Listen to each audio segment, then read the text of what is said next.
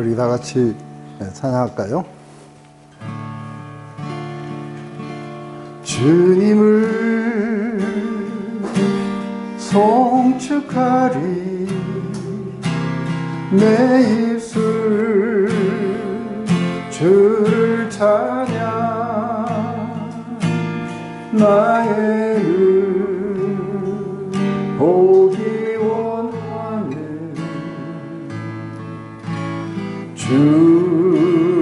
주님 얼굴 주님의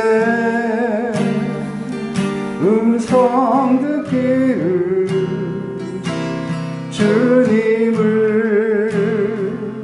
만져보기를 전심으로 원합니다 주여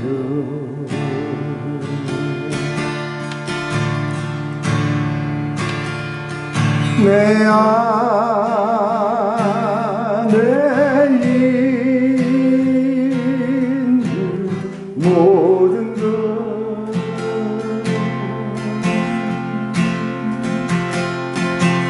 주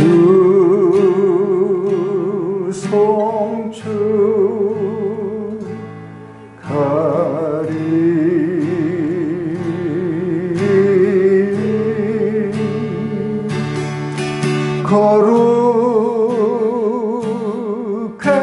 거룩하신 주 이름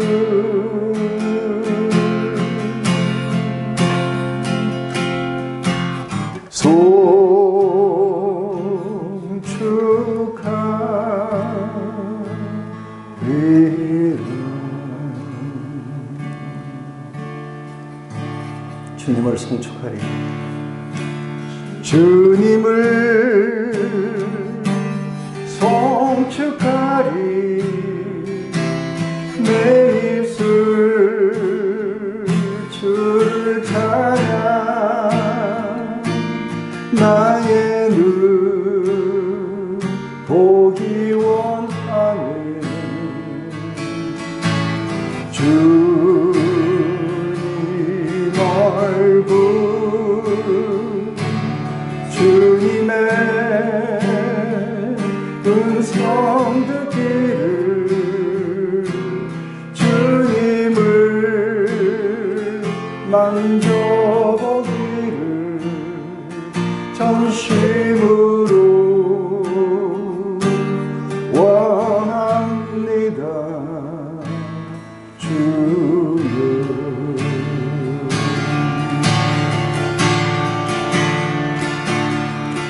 내 안에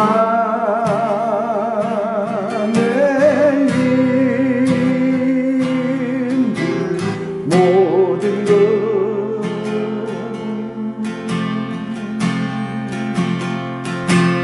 주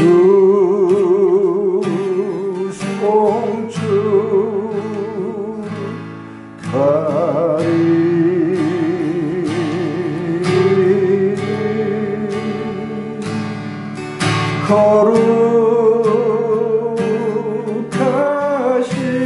거룩하신 주 이름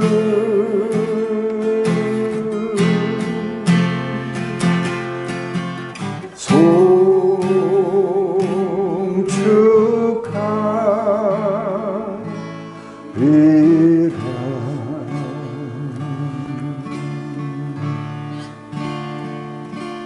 내 안에 있는 모든 것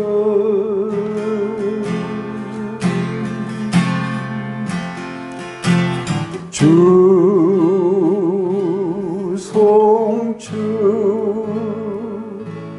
송축하리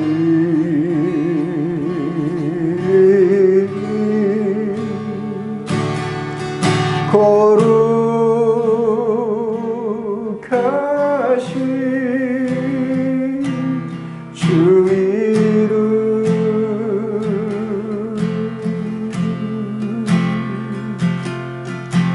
송축하리 감축하리라.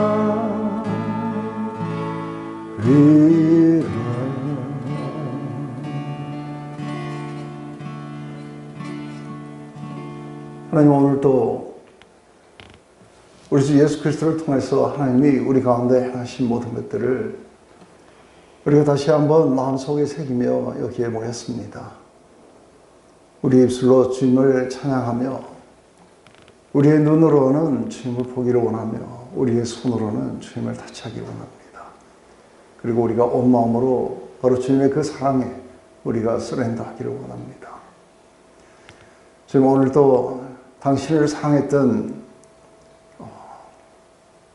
너무나도 귀한 우리 사도 바울, 그가 어떻게 그 많은 난관 속에 주님의 그 도움을 받고 거기서 헤쳐나오는지 이런 것을 보면서 주님이 어제나 오늘이나 영원토록 동행하신 주님이 우리도 그렇게 하실 줄 믿습니다. 하나님, 오늘 이 이야기 속에서 우리의 이야기를 발견하게 하시옵고 또 우리의 마음이 주님을 신뢰함으로 우리 안에 쉼을 누릴 수 있도록 하시옵소서. 예수님의 이름으로 기도드렸습니다. 아멘.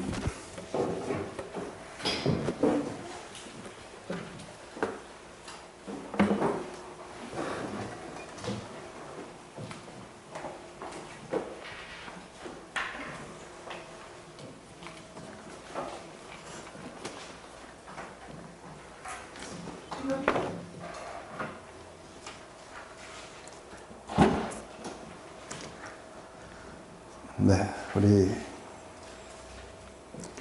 오늘 여기까지를 이야기하면은 우리가 이 예루살렘에 올라와서 지금 올라오자마자 대대적인 환영을 받은 게 아니라 많은 구제헌금을 가지고 그리고 많은 사역의 열매를 그렇게 대동해서 왔는데도 대대적인 환영을 받지 못한 채 거기에서 뭔가 문제를 해결해야 되는 그 문제가 생겨났습니다. 그것은 다름이 아니라 바로 지금 믿는 유대인들이 바울에 대해서 유대의 관습을 무시하라 했다. 율법을 그렇게 무시하라 했다는 이야기를 듣습니다. 그래서 사실 저는 반응적 율법주의에 대해서 어느 정도 이렇게 측은한 마음, 또 이해되는 마음도 있습니다. 왜냐하면 저 자신도 거기에 많이 시달려 봤기 때문에 그렇습니다. 이 사람들이 평생을 그렇게 살았는데, 근데 어느 날 갑자기 예수님을 믿고 그것이 그렇게 중요하지 않게 되었다 할 때, 우리는 여전히 제가 상담을 하면서 가장 바꾸기 어려운 게 뭐였냐면 이게 패턴이었습니다. 늘 살아왔던 패턴을 바꾼다는 것은 굉장히 어려운 부분이에요. 그런데 갑자기 자기들이 이렇게 패턴을 바꿔야 된다고 생각하면 상당히 힘들겠죠. 그래서 아마 반응적 율법주의가 굉장히 이렇게 성행을 했던 것 같습니다. 근데 이방인들 같은 경우에는 그렇게 살지 않았는데 불구하고 이렇게 법을 지키려고 하는 것은 그들도 여전히 가지고 있던 패턴이 있어요. 그동안 도덕적으로 법을 지키면서 살아야 된다는 이게 굉장히 이렇게 강하게 있었던 거죠. 그런데 사랑이 모든 것을 지배하는 세상은 아직 한 번도 보지를 못한 거예요. 그래서 사람이 사람과 관계할 때 가장 중요한 게 이게 신뢰고 믿음이고 그리고 사랑이라는 사실을 이렇게 잘 이해하지 못하기 때문에 하나님을 신뢰하고 하나님을 사랑하고 이렇게 된다면 우리의 삶은 어떻게 바뀔까? 그래서 그분과 아주 굉장히 살아있는 관계 속에 들어가면은 우리의 삶은 지금과 똑같을까? 됐을 때 한번 들어가 본 사람들은 알아요. 얼마나 우리가 정화되고 얼마나 우리의 이렇게 삶의 스타일들이 달라져 버리는지, 얼마나 하나님이 원하시는 그런 삶으로 우리가 나갈 수 있는지를 이렇게 알게 되겠죠. 그런데 이제 여기까지는 문제가 이렇게 그렇게 아주 이제 심각한 부분은 아닐지 몰라도 우리 마음 안에, 인간들의 마음 안에 굉장히 그러니까 깊이 자리 잡고 있는 이 죄성. 이 죄성은 뭐냐면 자기가 믿고 있는 것, 자기가 알고 있는 것, 이것과 우리가 이거할 때 한 거 기억나세요? 왜 내가 믿는 것과 다르게 믿는 사람이 있으면 죽이고 싶어 할까? 내가 믿고 있는 것과 다른 것을 믿고 있는 사람을 보면은 죽이고 싶어요. 그 이유가 어디 있어요? 이거 할 때 했는데 기억이 잘 안 나세요? 네. 그래서 매년 반복을 해야 되는 것 같아요. 이게 왜 그러냐면은 자기가 믿고 있는 것을, 그러니까 이렇게 이야기를 한번 생각해 봐요. 다시 이고 강의부터 다시 해야겠다. 나는 이런 것을 믿습니다. 그러면 나와 내가 믿고 있는 것과는 별개예요. 맞아요? 나는 이것을 믿고 있습니다. 원래 이거를 믿기 전에 원래 나도 존재했었어요. 그래서 살다가 이거를 믿게 된 거예요. 그러면은 나하고 이것은 믿고 있는 건 후에 들어온 거예요. 그런데 이걸 믿는 순간에 무슨 일이 벌어지냐면 그게 내가 돼요. 그래서 내 정체성이 되어버린다는 그거예요. 그러면은 내가 믿고 있는 것을 반대하거나 이럴 때 나를 반대한다고 합니다. 그래서 교회에서 회의해 보면은 평소에 그렇게 점잖은 사람들도 회의할 때 막 분노하고 이렇게 하는 이유가 뭐냐면 자기가 낸 의견과 상충되는 의견을 내거나 이랬을 때 자기를 공격한다고 착각하는 거예요. 이게 이제 이데올로기나 아니면은 그 테러리스트들의 정체성이나 이런 것들이 전부 그렇게 해서 이게 행동으로 나오게 돼요. 그 문제를 해결한다고 결례를 따라서 이제 7일 동안 그 나시린 선언을 한 사람들 머리도 깎을 비용도 대주고 재물도 갖다 주고 해갖고 7일 동안 성전에서 기도만 한 거예요. 그런데 지금 이제 믿지 않는 유대인들로부터 또 공격을 받아요. 믿는 유대인들로부터도 위협을 받았고 믿지 않는 유대인들로부터 이제 공격을 받았어. 근데 이게 상당히 잘못된 거예요. 왜냐하면 드라미고는 에베소에서 데리고 왔지만 이 사람은 시내에 있었어요. 근데 시내에서 있는 걸 보고 성전에도 데려갔다고 이렇게 추측한다는 것은 이게 말이 안 되는 거예요. 그런데 왜 이 사람들은 이렇게 추측을 했을까 했을 때 이 사람들은 자기들의 어떤 assumption, 추측이 있는 거예요. 이 사람이 여기까지 데려온 걸 보니까 성전에도 마음대로 들어가게, 그래서 이 사람이 우리의 그 법을 무시하니까 마음대로 데리고 들어갔을 것이다 하고 이렇게 착각한 거예요. 실제로는 안 데리고 들어가는 건데. 그래서 사실은 이제 이 폭동을 일으킨 거예요. 그러니까 폭동은 아무 의미가 없었던 거예요. 그런데 이제 천부장이 와서 구해줬어요. 그리고 또 말할 기회를 줬는데 말을 하는데 갑자기 또 막 그렇게 그 난리를 치니까, 그러니까 또 이제 영내로 데려갔다가 그 다음날 공회에다 세웠는데 바리새인과 사두개인들이 싸워가지고 바리새인들이 이 사람에게 잘못이 없다 해가지고 또 도로 끌고 왔어요. 그런데 여기에 무시무시한 사람들이 나타난 거예요. 이 사람들은 대제사장이 시킨 사람들이 아니고 자발적으로 일어난 사람들이에요. 그래서 날이 새매 유대인들이 당을 지어 맹세해야 돼요. 바울을 죽이기 전에는 먹지도 아니하고 마시지도 아니하겠다 하고 이같이 동행한 자가 40여 명이 되더라. 대제사장과 장로들에게 가서 말하되 우리가 바울을 죽이기 전에는 아무것도 먹지 않기로 굳게 맹세했으니 이제 너희는 그의 사실을 더 자세히 물어보려는 척하면서 공회와 함께 천부장에게 청하여 바울을 너희에게로 데리고 내려오게 하라. 우리는 그가 가까이 오기 전에 죽이기로 준비하였노라 하더라. 지금 이 자발적으로 일어난 이게 암살단이에요. 그것도 40여 명이. 근데 40여 명이 지금 어떤 결의를 했느냐, 바울을 죽이기 전에는 먹지도 않고 그리고 마시지도 않겠다. 금식하면서 바울을 죽이겠다. 참 보면은 별거 아닌, 별로 쓸데없는데 열 올리고 에너지 쓰는 사람들 많아요. 그죠? 그런데 이 사람들보다 더한 사람이 뭐냐면 쓸데없는데 목숨 거는 사람이에요. 그래서 이 사람들이 스스로가 대제사장에게 찾아간 거예요. 가가지고 했는 말이 뭐냐면은 더 조사할 게 있다고 천부장 보고 바울을 데리고 오라고, 공회로 좀 데리고 오라 이러면 이제 로마 병정들이 이걸 이제 데리고 갈 거예요. 그죠? 그러면 그 데리고 갈 때에 첫 번째 데리고 갈 때 누가 데리고 왔어요? 이게 천부장이 데리고 왔어요. 천부장은 1000명을 건드리는 사람이에요. 그러니까 적어도 갈 때 1000명을 다 데리고 가진 않지만 최소한도 몇십 명은 데리고 갈 거예요. 그런데 이게 다 무장한 군인들이에요. 그런데 자기들이 숨었다가 급습해갖고 바울을 죽이겠다는 거예요.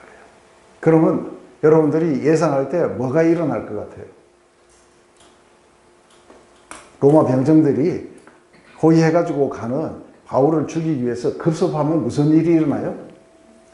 그렇죠. 로마 병정들하고 칼싸움들이 일어나요. 근데 여기는 아주 훈련된 로마 군인들이에요. 그리고 만약에 로마 군인들을 죽이게 되면은 무슨 일이 벌어져요? 로마 군인들을 벌어지면 예루살렘을 싹쓸이 시켜버려요. 그러니까 뒤에 얼마큼 무시무시한 일이 일어나는지 이거를 하지 못하는지, 그래서 우리가 그 유대인들 가운데는 열심당이 있어요. 이 열심당이 결국은 AD 69년에 반란을 일으켜요. 갈릴리에서. 그래서 사실은 그 결과가 뭐냐? 반란을 일으킨 결과가 디도라는 나중에 황제가 돼요. 로마의 황제가 되는 장군이 이게 사단을 이끌고 와가지고 이게 예루살렘이고 뭐가 쑥대밭을 만들어버린 거예요. 그게 예수님이 너희가 이런 것을 보거든 지붕에 있는 자는 방 안으로 물건을 가지러 내려가지 말고 빨리 산으로 도망가라고 했던, 이게 지금 AD 70년에 이 이야기를 하는 거예요. 예루살렘을 보면서 우시는 것도 AD 70년에 이야기를 보고 우신 거예요. 내려와서. 그래서 사실은 결과가 뭐냐면 싹쓸이 당하고 그때부터 시작해갖고 이 팔레스타인 땅 안에는 유대인들이 한 명도 못 살아요. 다 쫓겨나요. 이런 결과들이 일어날 걸 알면서도 요거는 하나 해결해야겠다는 거예요. 그래서 이게 부부도 그러잖아요. 그죠? 자기 안에 저 소가지 좁은 그거 하나 해결하겠다고 초가상간 다 태워버려요. 이렇게 어리석은 사람들도 많이 있고 그런 것 같아요. 그래서 이게 병정들하고 칼싸움이 벌어지면 아마 바울 근처에도 못 가고 다 죽을 수도 있어요. 근데 이 사람들이 그렇게 결의했다는 거예요. 그런데 결의는 했는데 바울은 이때부터 10년은 더 살다 죽어요. 10년 동안 먹지도 말고 마시지도 말아요. 그런데 그 뒤에 아무 그것도 없어. 그러니까 그냥 뭐 형님하고 뭐 이런 똘마니 같은 이런 사람들이 이게 종교라는 이름을 걸고 한다고요. 오늘날 교회도 보면은 똘마니들이 얼마나 많은지 몰라요. 종교라는 이름을 걸고 이런 더 쓸데없는데 에너지 다 빼갖고 전도도 못하고 아무것도 못하도록 그렇게 하는 거예요. 그래서 이제 이런 살해의 위협을 이렇게 하는데 사실은 뭐 여기서 죽을 바울은 아니에요. 왜냐하면 예수님이 이미 뭐라 그러셨어요? 로마에서도 이렇게 증거를 해야 된다 해서 로마로 가게 될 거예요. 저희들이 결심을 하고 뭘 한다 하더라도 별 볼일 하나도 없는 그런 부분일 거라 봐요.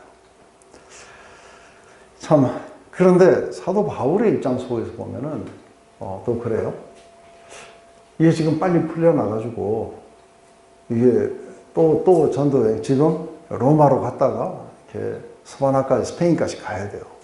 그래서 지금 나이는 늙어가고 빨리 이런 거를 더 이제 자기가 주교로 받은 그 복음을 가지고 땅 끝까지 가야 돼. 그때는 스페인이 땅 끝으로 이렇게 여겨졌을 거예요. 거기까지 가야 된다.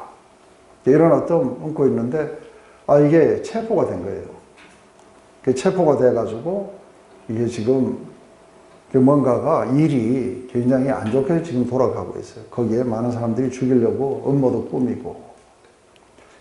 근데 사실은 이게 주님의 그 계획대로 착착 진행되고 있는 중에 있어요.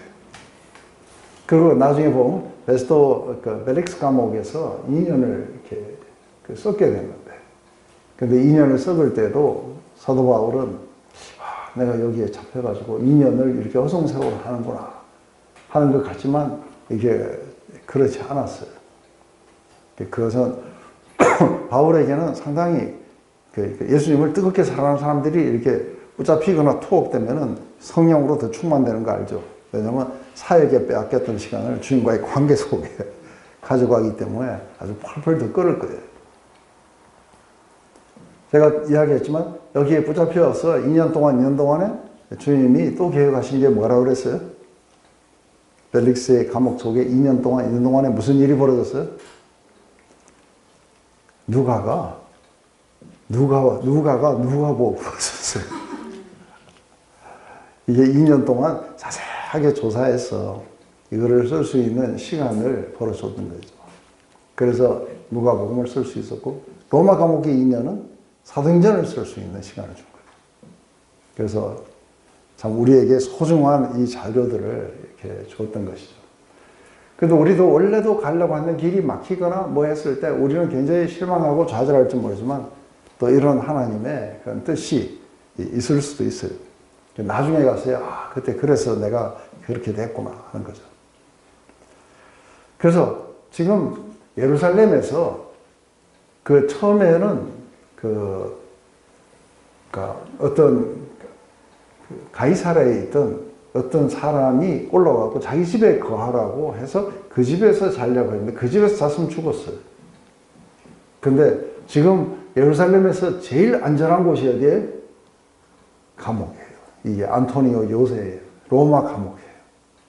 여기에서 바울을 갖다가 지켜보호하게 되겠죠.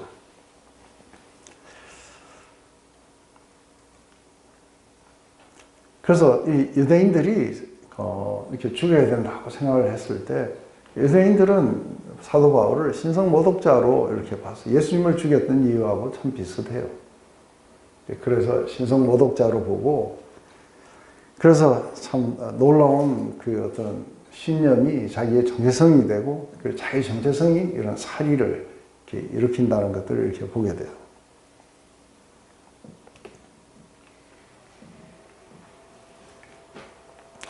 바울의 생질이 그들이 매복하여 있다 함을 듣고 와서 영내에 들어가 바울에게 알린지라. 바울이 한 백부장을 청하여 이르되 이 청년을 천부장에게로 인도하라. 그에게 무슨 할 말이 있다 하니 천부장에게로 데리고 가서 이르되 죄수 바울이 나를 불러 이 청년이 당신께 할 말이 있다 하며 데리고 가기를 청하더라 하며 천부장이 그의 손을 잡고 물러가 조용히 묻되 내게 할 말이 무엇이냐. 대답하되 유대인들이 공모하기를 그들이 바울에 대하여 더 자세한 것을 묻기 위함이라 하고 내일 그를 데리고 공회로 내려오기를 당신께 청하자 하였으니 당신은 그들의 청함을 따르지 마소서. 그들 중에서 바울을 죽이기 전에 먹지도 않고 마시지도 않기로 맹세한 자가 40여 명이 그를 죽이려고 숨어서 지금 다 준비하고 당신의 허락만 기다리나이다 하니 이에 천부장이 청년을 보내며 경계하되 이 일을 내게 알렸다고 아무에게도 이르지 말라 하고 백부장 둘을 불러 이르되 밤 제3시에 가이사라까지 갈 보병 200명과 기병 70명과 창병 200명을 준비하라 하고 또 바울을 태워 총독 벨리스에게 무사히 보내기 위하여 짐승을 준비하라 명하며. 바울의 생질이라고 그러면 이제 아마 바울의 누님인지 여동생인지 모르지만 바울의 가족 구성은 어떻게 되는지 우리 잘 몰라요. 그죠? 생질이기 때문에 이게 이제 누님 아니면은 여동생의 아들이었던 것 같아요. 그래서 청년이에요. 그죠? 근데 이 청년이 어떻게 이 음모를 듣게 된 거예요. 그래서 지금 바울에게 와서 이제 바울에게 전하고 바울은 백부장에게 천부장에게 이 사람을 좀 데려가라. 이렇게 해갖고서는 지금 이제 천부장에게 데려가니까 천부장이 굉장히 이렇게 뭔가 따뜻하게 대해줘요. 여기 보면은 천부장이 그의 손을 잡고 물러가 조용히 묻되, 이게 할 말이 뭐냐? 왜 이랬겠어요? 그렇죠. 뇌물 가지고 온 줄 알고. 왜냐면 이 천부장은 그 돈을 많이 주고 시민권을 땄어요. 그래서 돈을 많이 벌어야 돼요. 근데 월급 가지고 부족하니까. 그래서 이제 드디어 이때 당시에 나중에 가면 벨릭스도 똑같아요. 벨릭스도 똑같이 뇌물을 바라면서 이거 붙잡아둔 거예요. 그러니까 뇌물만 줬으면 빨리 나올 수 있었어요. 그런데 뇌물 주러 온 줄 알고 탁 손 붙잡고 조용히 왜 왔는데? 하고 했는데 뇌물이 아니고 아주 굉장한 소식을 가지고 온 거예요.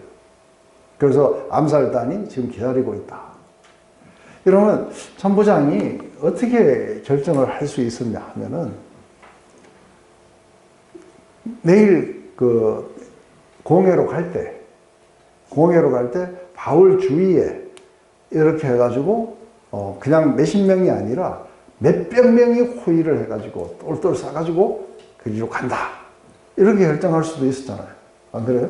공회 데려갈 때 아주 그냥 탱크하고 막 하고 위에 헬리콥터 뜨고 막 이래가지고 이제 가면 되지 않느냐 하고 생각하는데 천부장의 생각은 좀 달랐어요. 그래서 어떤 사람이 무슨 생각을 하고 뭐 하고 하지만 이게 참 그 하나님의 섭리를 이렇게 벗어나지 못하는 건지, 이 사람이 그런 이야기가 딱 있다니까 여기 두면은 결코 이게 안전하지 못하고 뭔가 골치 아픈 일이 생기겠구나 생각한 거예요. 근데 만약에 그런 일이 일어나가지고 무장으로 칼을 쓰는 일이 생겼다든지 폭동이 일어나갖고 그들을 진압해야 되는지 이런 일이 생기게 되면은 사실은 굉장히 피바람이 불어야 돼요. 그리고 만약에 제대로 처리 못하면은 이게 자기는 잘리게 돼요. 그러니까 골치 아픈 문제에 또 자기 손에 피도 묻히기 싫고 골치 아파요. 그러니까 이걸 어떻게 하느냐면은 아예 예루살렘에서 이걸 빼가지고 가이사라 총독에게 보내버리자. 그러면은 이제 무슨 자결단이니 뭐니 이게 이제 다 끝나는 문제가 되는 거예요. 그래서 평화롭게 해결하려고 아마 했던 것 같아요. 그래서 이걸 보내는데 군사의 숫자가 어마어마해요. 보병이 200명이에요. 지금 40명으로부터 사도 바울을 보호하기 위해서 보병이 200명이고 창을 들어갖고 쓰는 창병이 200명이에요. 거기에다가 기병, 말 타고 가는 이 기병이 70명이에요. 어마어마한 숫자가 지금 이걸 호위해서 가고 있는 거예요. 그러면서 이제 사도 바울에게도 말을 준비시킨 거예요. 그래서 사도 바울이 타고 갈 짐승도, 이게 짐승이라 봐야 뭐 타고 갔겠어요? 개 타고 갔겠어요? 말 타고 갔어요. 그래서 결국은 사도 바울에게도 말을 준비시켜 준 거예요. 그래가지고 이제 이 밤에 제3시에, 그러면 우리가 밤 9시에. 그래서 다들 옛날에 이게 우리가 요즘에 이게 전기 때문에 늦게 자요. 그죠? 전기가 없으면 9시 전에 다 자게 돼 있어요.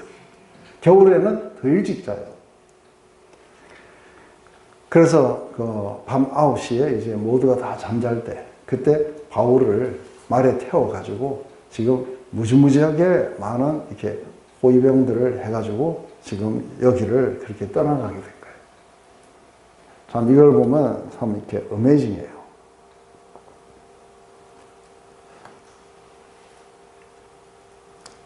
이게 제가 이거를 준비하다가 제가 92년도에 여기를 이렇게 묵상했던 게 기억이 났어요. 이 구절을 묵상을 하면서 그때 주님이 저에게 이렇게 하셨던 말씀도 갑자기 기억이 났어요. 네가 알지 못하는 곳에서 내가 계속해서 너를 위해서 뭔가가 내가 작업을 하고 있고 내가 뭔가 계속해서 일을 하고 있다는 걸 네가 믿느냐 하면서 이 사도 바울은 지금 뭐가 어떻게 돌아가는지 자기는 지금 자결단이 이렇게 왔다 했는데 그런데 갑자기 이렇게 천부장이 아주 굉장히 멋진 그 계획을 세워가지고 자기를 갖다가 이 예루살렘에서 데리고 가버리는 거예요. 그런데 예루살렘에서 큰 결박과 환난이 있다 했는데 이렇게 예루살렘을 지금 벗어나게 해주는 거예요. 그러면서 이렇게 비밀리 이런 것이 일어나도 온 천하에, 그래서 아주 골방에서 속삭인 게 만천하에 알려지는 이런 일들을 하나님은 하실 것이라는 거예요. 그래서 이때 이렇게 하셨던 그 하나님이 어제나 오늘이나 영원토록 동일하게 우리에게도 그렇게 하실 거라고 봐요. 그러면서 이제 편지까지 썼어요. 그래서 이게 편지를 썼는데 이 사람 이름이 클라우디오 루시아예요. 천부장 이름이 그래도 이 사람의 이름이 나오게 돼요. 그죠? 왜냐하면 편지가 이렇게 있어가지고. 또 이 아래와 같이 편지하니 일렀으되 클라우디오 루시아는 총독 벨릭스 각하께 문안하나이다. 이 사람이 유대인들에게 잡혀 죽게 된 것을 내가 로마 사람인 줄 알고 군대를 거느리고 와서 구원하였다가 유대인들이 무슨 일로 그를 고발하는지 알고자 하여 그들의 공예로 데리고 내려갔더니 고발하는 것이 그들의 율법의 문제에 관한 것뿐이요 한 가지도 죽이거나 결박할 사유가 없음을 발견한나이다.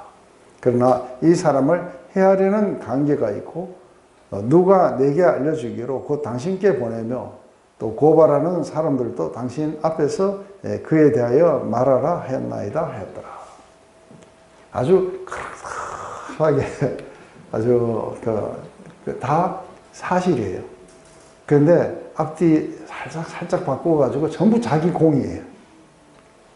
아주 이제 말 잘하죠, 그죠? 언제 로마 사람인 줄 알았어요?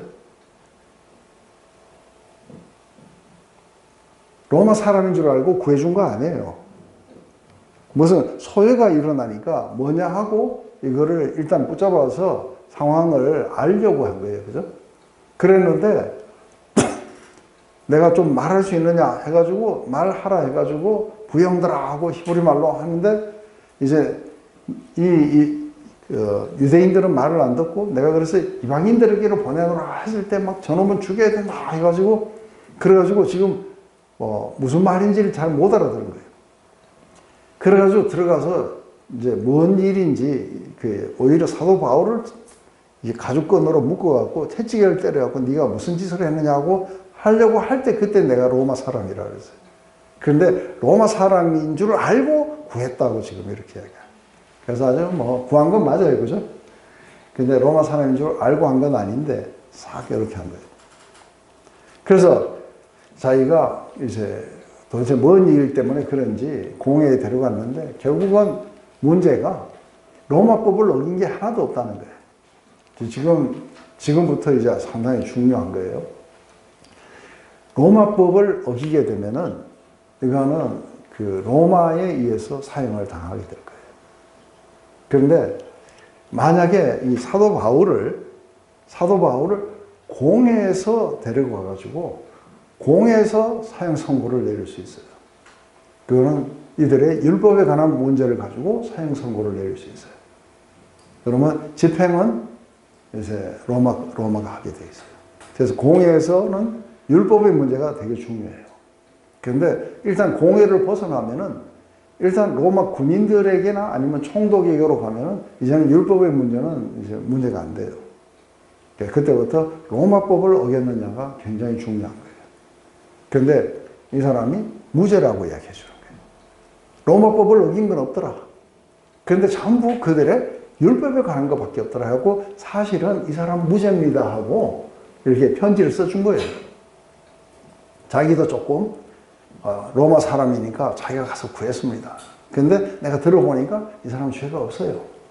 그러니까 이 사람들이 죄가 없어서 방면을 못하는 이유가 뭐냐 했을 때 암살단이 있어가지고 이 사람들을 피하기 위해서 내가 총독 각하에게 지금 보냅니다. 그리고 아직도 말도 안 했어요. 지금 이 편지를 쓸 때는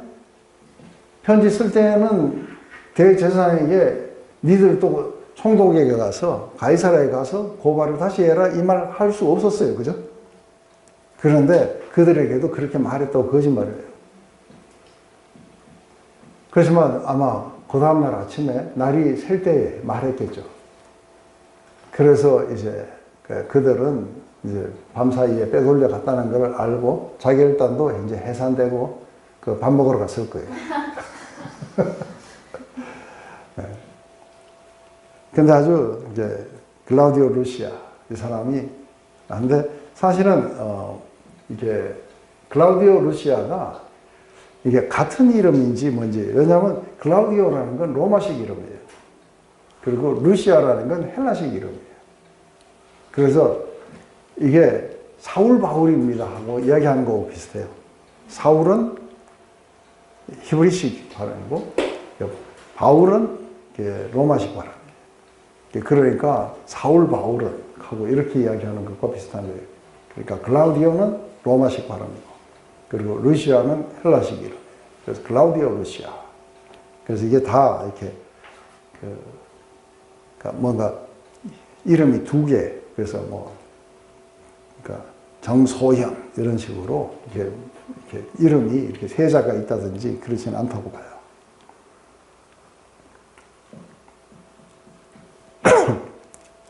보병이 명을 받은 대로 밤에 바울을 데리고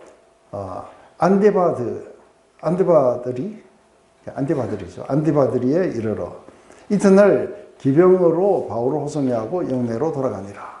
그들이 가이사랴에 들어가서 편지를 총독에게 드리고 바울을 그 앞에 세우니 총독이 읽고 바울더러 어느 영지 사람이냐 물어 길리기아 사람인 줄 알고 이르되 너를 고발하는 사람들이 오거든 내 말을 들으라 하고 헤롯궁에 그를 지키라고 명하니라.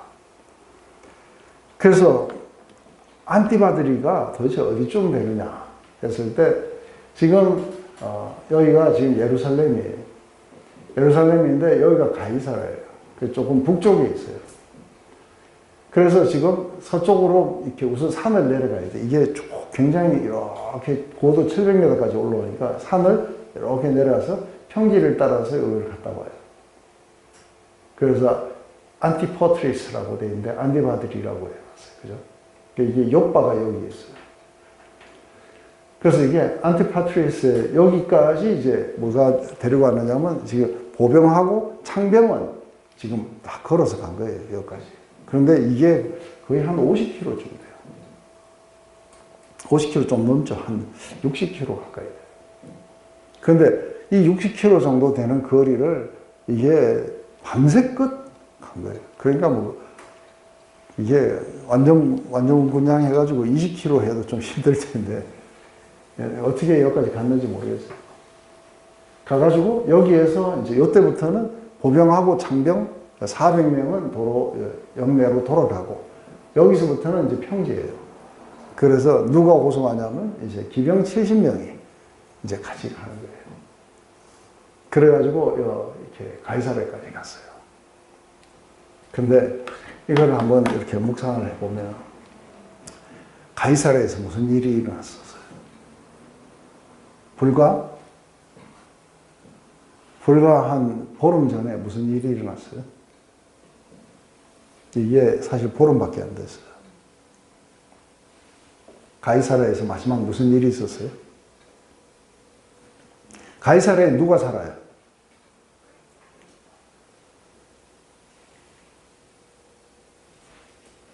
네?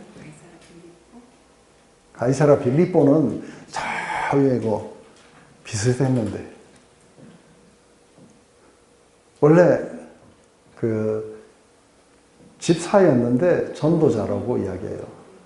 빌립이 그러니까 사마리아 전도를 끝내고 나서 광야로 내려가고 지금의 가자 지구 비슷한 거기에 가서 이집트의 내시를 복음화시키고 해변을 따라서 쭉 올라와가지고 어디에 정착했냐 하면 가이사랴에 정착했어요.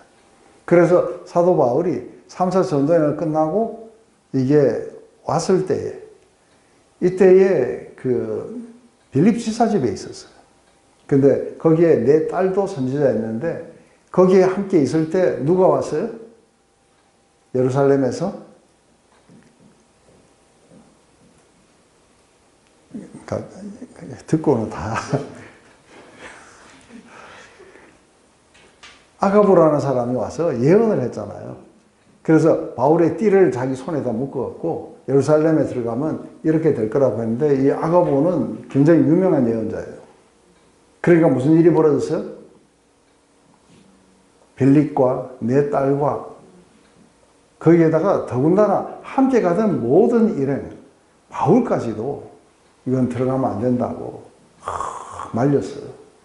눈물로 말리고 들어가지 말아야 된다고 막 그렇게 말렸는데 불과 보름 만에 쫙 올라갔다가 보름 만에 말 타고 돌아오고 70명의 기병들이 호위하면서 말 타고 지금 그리로 가고 있어요. 이거 생각해보면 참 어메이징해요. 불과 보름 전에는 눈물로 호소하고 올라가지 말아야 된다, 어째야 된다는데 지금 올라가서 막 활극을 벌리고 마지막에 하고 나서 말 타고 지금 여기 가이사를 향해 지금 돌아오고 있어요. 이걸 생각하면 참 어메이징해요. 불과 보름 만에 완전히 역전된 거예요. 그렇게 해서 지금 이제 어디다가 그거를 넣냐면은 그래서 이튿날 기병으로 바울을 호송하고 들어가면 죽는다고 막 내가 들어가서 내 생명도 아까운 것으로 여기지 않겠노라고 막 그래갖고 지금 죽은지 안 죽은지 지금 모두가 다 그렇게 하고 있는데 70명의 기병이 호송하는 속에서 말 타고 들어오는 거예요. 진짜 이거 한번 생각해보면 어메이징하지 않아요? 그래서 가이사랴에 들어가서 이제 총독에게 편지를 주고 바울을 그 앞에 세우니까 총독은 제일 중요한 게 뭐냐면 너 어느 영지 사람이냐 그거 물어봐요. 이거 왜 그러냐면은 오늘날 치면은 이게 경찰서들이 우리 관할인지 아닌지 이거부터 따지는 거예요. 그래서 어떤 데는 그 황제가 직접 관리하는 데도 있고 또 어떤 데는 원로원이 관리하는 데가 있고 그리고 지금 이 총독이 관리하는 데가 있어요. 그래서 누구 영지에 있느냐에 따라서 그 담당자한테 보내줘요. 그런데 어느 영지냐 하니까 이 사람이 길리기아 출신이라고 하는 거예요.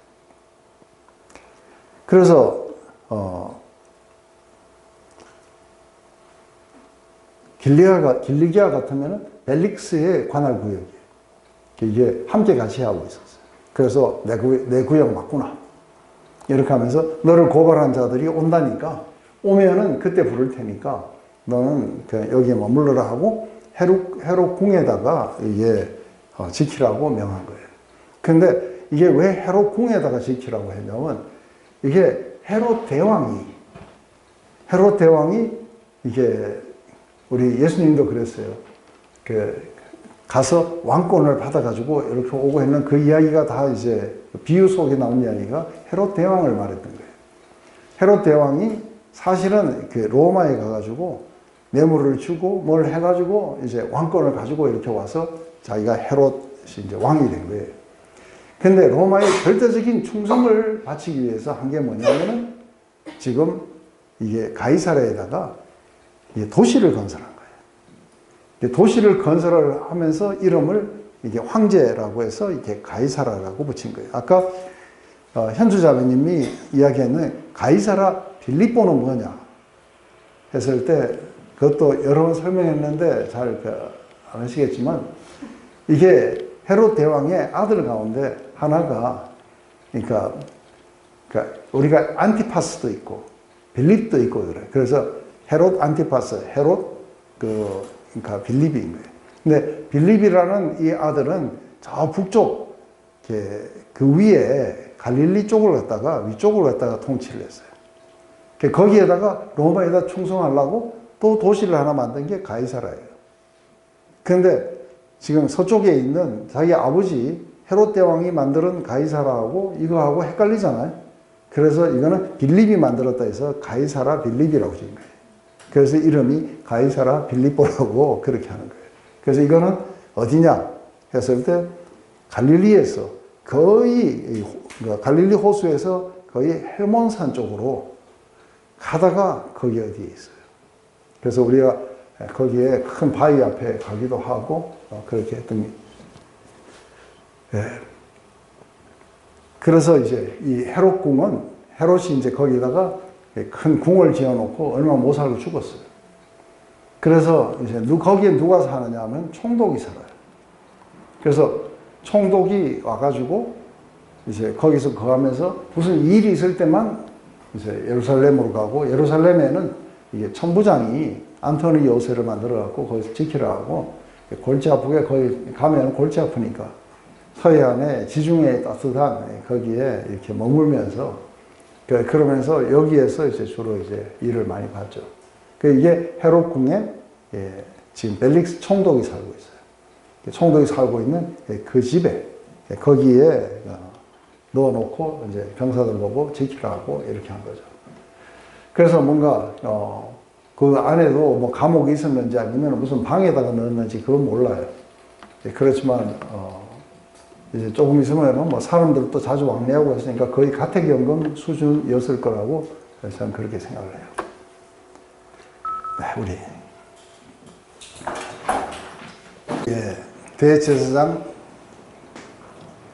대제사장 아나니아가 어떤 장로들과 한 변호사 드들로와 함께 내려와서 총독 앞에서 바울을 고발하니라. 바울을 부르매 드들로가 고발하여 이르되 벨릭스 각하여, 우리가 당신을 힘입어 태평을 누리고 또 이 민족이 당신의 성견으로 말미암아 여러 가지로 개선된 것을 우리가 어느 모양으로나 어느 곳에서나 크게 감사하나이다. 당신을 더 괴롭게 아니하려 하여 우리가 대강 여짜옵나니 관용하여 들으시기를 원합니다.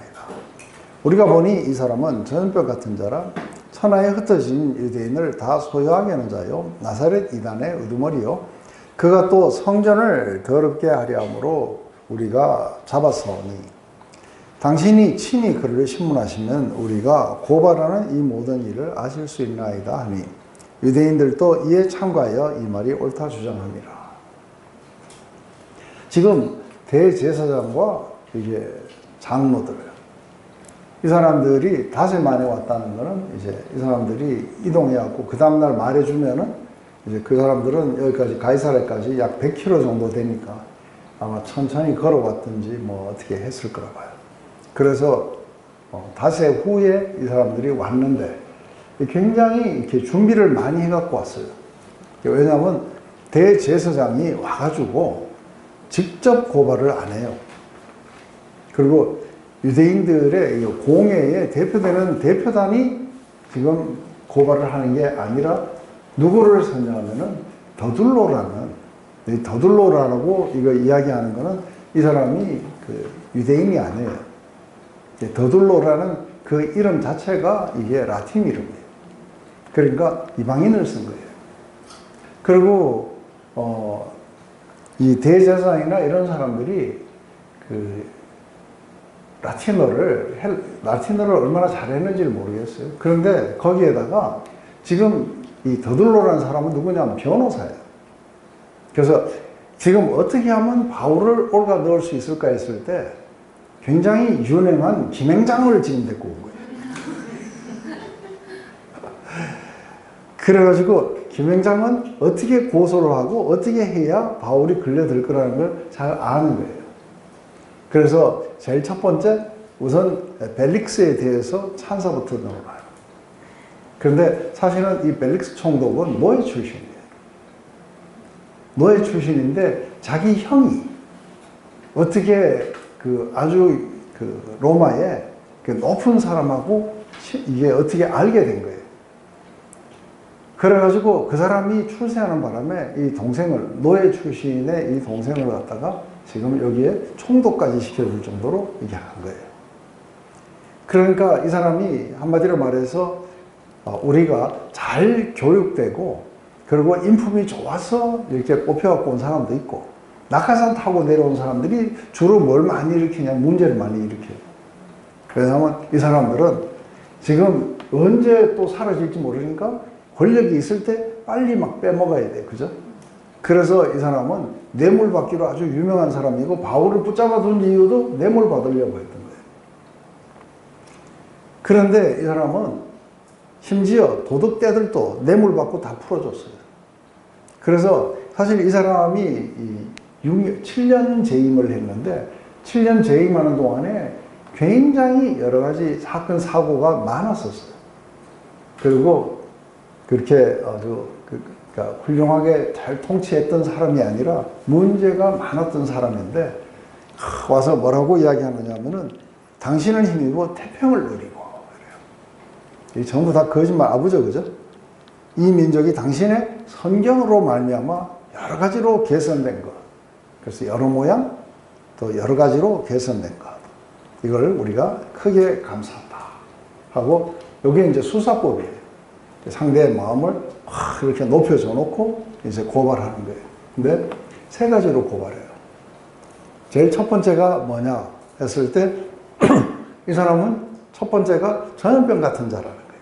근데 이게 전염병 같다고 하는 거 이게 뭐냐 하면은 가는 곳마다 이게 전염병 걸린 사람은 가는 곳마다 뭔가가 병을 퍼뜨려요. 그죠?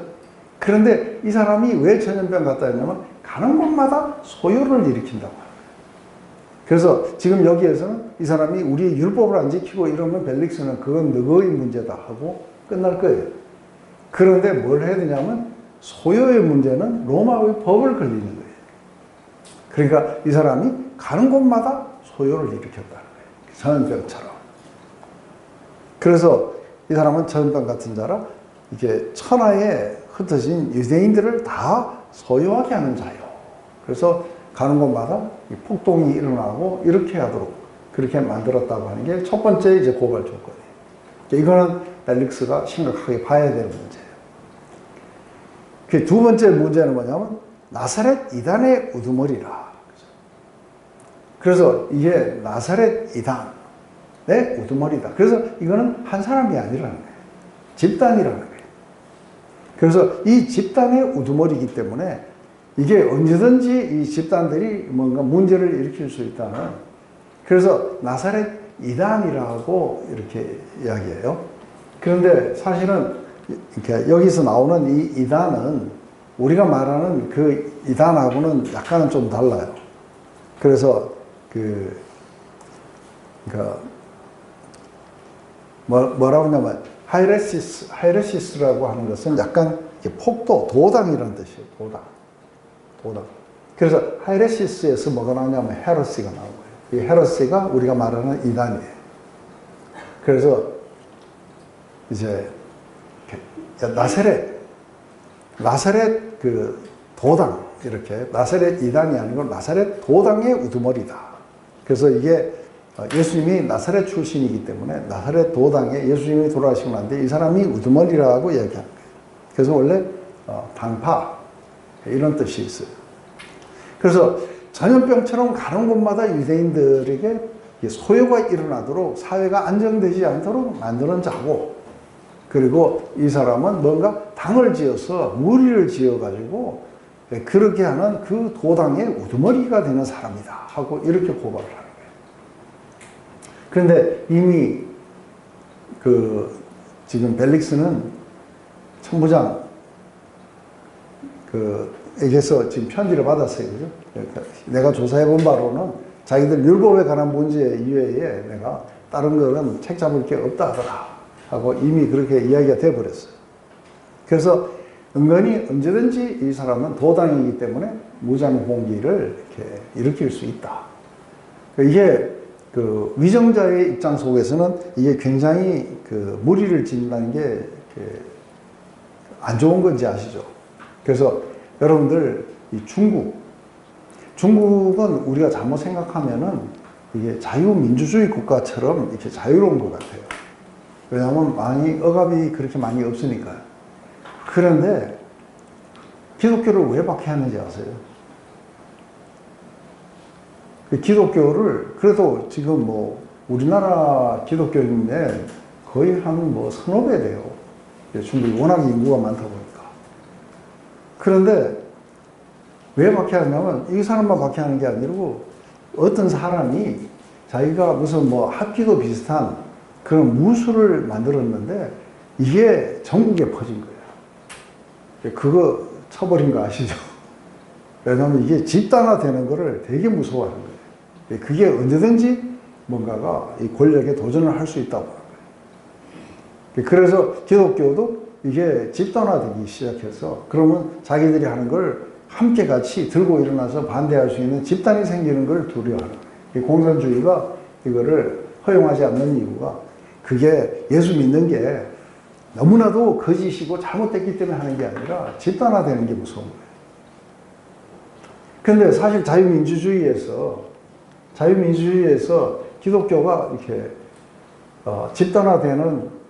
집단화돼서 그렇게 막 그 정부에다 대들고 이런 것들이 그렇게 많지는 않지만 우리나라도 뭐 어떤 이슈에 가면은 이게 집단화돼서 막 그렇게 들고 일어날 수 있잖아요. 그죠? 그러니까 뭐 정광훈이 같은 이런 사람들이 뭐 일어서고 이러면은 그 안 믿는 입장에서 봤을 때 되게 골치 아픈 거예요. 그게 저들이 뭘 믿는지는 내가 상관 안 하는데 저것들이 집단화돼갖고 나타나면은 그건 상당히 무서운 거예요. 이거를 다 이렇게 힘들어 하는 거죠. 그러니까 지금 더들로라는 이 변호사는 그걸 이용하는 거예요. 이들이 집단이라는 거예요. 혼자가 아니고 집단이고 가는 곳마다 소요를 일으키는 이 사람들이다. 그리고 마지막이 성전을 더럽혔다고 이야기를 했는데 성전을 더럽힌 자체는 율법에 관한 문제예요. 그런데 성전을 더럽혀서 성전에서 소요가 일어나면은 이거는 율법의 문제가 아니고 치안의 문제가 돼요. 그래서 성전을 더럽혔다는 이유로 지금 소요가 일어난 거예요. 그래서 이 사람이 그 소요가 일어나는 빌미였던 이방인을 이 안에 데리고 와서 소요가 일어나도록 만들었다는 이제 그 이야기를 이렇게 하면서 고발을 하는 거죠. 그래서 사실은 이 안에 실제 해당되는 건 하나도 없어요. 근데 웅변수를 사용해가지고 지금 이걸 하기 위해서 대제사장이나 다른 장로들은 지금 어떻게 해야 이게 이렇게 로마의 관리를 마음을 사서 사형 선고를 내게 할까 하는 걸 잘 몰라요. 그래서 제가 이제 그 미국에 이제 공부하러 갈 때, 그러니까 우리 한국 사람들은 많이 생각할 때 뭐라고 생각하냐면 내가 돈이 많고 통장에 돈이 많으면은 저 사람들이 뭐 나를 갖다가 오지 마라 할 이유가 없다고, 그래서 저 사람들이 그냥 줄 거라고 생각해요. 이게 한국식 사고방식이에요. 그런데 그쪽 사고방식은 이게 뭔가가 이치가 이해가 돼요. 그런데 너 그렇게 돈 많은데 너 그렇게 돈 많은 놈이 왜 미국에 공부하러 가니까? 거기에 대한 이유가 합당하지 않으면은 아무리 돈 많아도 안 줘요. 그래서 제가 나중에 미국에 가서야 이 사람들은 다르게 생각하는구나 하는 걸 안 거예요. 이거를 이 미국식 사고방식을 잘 알면 거기에 맞추면 다 나와요. 근데 우리식으로 해가지고 뭐 돈도 이렇게 많고 하는데 뭐 주겠지 하고 이렇게 하면 안 나와요. 이제 제가 이 비자 문제를 한번 겪으면서 이게 다르구나 하는 건데, 그러니까 자기들이 뭔가를 하려고 그러면 이 사람들은 유대식으로 생각할 거예요. 자기들은 중요한 게 지금 율법이거든요. 그러니까 이것들이 말이지 율법을 어기고 어쩌고저쩌고 벨릭스는 뭐라 그래요? 시끄러 빨리 가. 율법을 어겼고 뭐 했고 그건 너그 문제고 지금 내 관할이 아니다 이렇게 되는 거예요. 그러니까 이제 더들로라는 사람을 딱 이렇게 변호사로 고용을 해갖고 이게 더들로가 가서 이야기하도록 했는 이유가 어디냐면 이 사람은 로마식 그를 잘 아는 사람이에요. 그러니까 이 사람은 가는 곳마다 전염병처럼 소요를 일으키고 무리를 지어서 도당에 우두머리고 성전을 더럽혀가지고 이런 소요가 일어나서 여기까지 왔습니다 하고 이제 그렇게 이야기를 하면 상당히 벨릭스가 조금은 이해가 되겠죠, 그죠? 그래서 벨릭스가 문제가 될 만하다는 그런 어떤 관점 속에서 하는데 이미 벨릭스는 다 알아요. 그런데 여기에 이제 이거 보면은 여기 또 재밌는 게 있는데 6절 하반, 8절 상반은 없음되어 있어요. 이게 왜 없을까 하는 거예요. 그래서 잡아왔으니 당신이 친히 그를 신문하면 이렇게 하면 이야기가 쫙 맞잖아요. 근데 이게 없음이라고 하는 거는 어떤 사본에는 있어요. 이 내용이 있어요. 그래서 이게 그 내용이 뭐냐 했을 때 성전을 더럽게 하려고 우리가 잡았는데 이게 클라우디오 루시아 이게 천부장이 강제로 뺏어갔다는 거예요. 그리고 뺏어서 당신한테 보내고 우리 보고 직접 가서 고소하라고 그래서 우리가 여기 왔다는 거예요. 요 내용이 여기 있어요. 그런데 문제는 이렇게 그 사본이 이런 사본이 많으면은 이게 원문이다 해갖고 집어넣는데 그런데 이게 그 사본이 그렇게 많지가 않은 거예요. 그래서 이게 몇몇 사본 속에서는 요게 요 내용이 들어가 있기 때문에 그런데 요걸 넣기도 안 넣기도 곤란하겠죠. 그래서 가로쳐갖고 요거는 없음 하고 이렇게 해놓은 거예요. 있었을 수도 있고 이게 없을 수도 있다는 거예요. 이제 당신이 친히 그를 신문하면은 우리가 고발하는 이 모든 것을 알 수 있나이다. 하니까 이제 박수보들이 얼썩하고 이제 옆에서 이렇게 박수를 치면서 이제 분위기를 이렇게 잡게 되는 거죠. 이게 이제 더둘러를 고용했던 이 사람들의 이제 이렇게 문제예요. 근데 참 이게 100kg나 되는 데에다가 변호사까지 대동해가지고 그래도 이 바울을 죽이겠다고 여기까지 찾아온 걸 보면은 이게 종교적인 그런 열정들이 참 무서운 거예요. 그래서 이게 다 교회 안에서 다 싸우는 사람들이 이게 누가 다 싸우겠어요. 종교적인 열정을 가진 사람들끼리 와서 박수치고 얼속하고 집단 당을 짓고 막 이래가지고 싸우고 하는 거 이건 사실은 그 예수 안 믿는 사람하고 비슷한 거죠.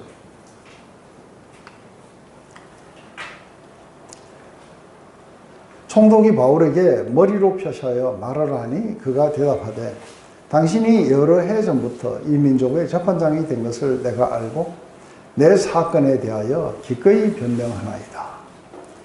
당신이 아실 수 있는 바와 같이 내가 예루살렘에서 예배하러 올라간 지 열 이틀밖에 안 되었고 그들은 내가 성전에서 누구와 변론하는 것이나 회당 또는 시중에서 무리를 소동하게 하는 것을 보지 못하였습니다. 이제 나를 고발하는 모든 일에 대하여 그들이 능히 당신 앞에 내세울 것이 없나이다. 그러나 이것을 당신께 고백하리이다. 나는 그들이 이단이라고 하는 도를 따라 조상의 하나님을 섬기고 율법과 선지자들의 글에 기록된 것을 다 믿으며 그들이 기다리는 바 하나님을 향한 소망을 나도 가졌으니 곧 의인과 악인의 부활이 있으리라 함이니이다. 이것으로 말미암아 나도 하나님과 사람에 대하여 항상 양심에 끄리낌이 없기를 힘쓰나이다. 총독이 이제 이렇게 하고 있다가 바울 데리고 오니까 바울 보고 이렇게 하니까 이제 바울이 나가서 자기 변호를 하기 시작해요.